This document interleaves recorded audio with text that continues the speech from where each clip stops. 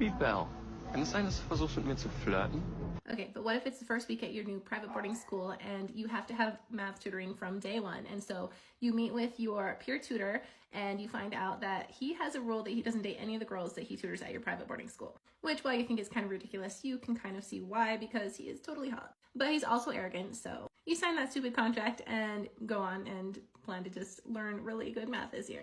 But then you end up going to a party at his house, and when you're there you have to go to the bathroom, but you end up getting turned around, and instead of walking into the bathroom you end up walking into his bedroom. And it was really bad timing because he's in there and he was in the middle of changing, so you're suddenly face to face with him standing in all his shirtless glory.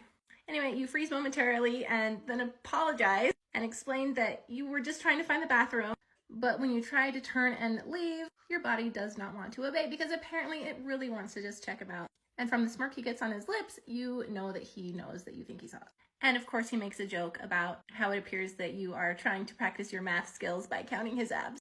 Anyway, you finally get to where you think you can leave, but he slowly approaches you until your back is pressed against the wall. And with you caged between his body and the wall, he looks down at your lip before meeting your gaze again and mumbling, "Better be careful where you're walking, or I may be tempted to break my #1 rule." That scene comes from my book, The Charade, which is book 1 in my Eden Falls Academy series that totally has the Maxon Hall vibe.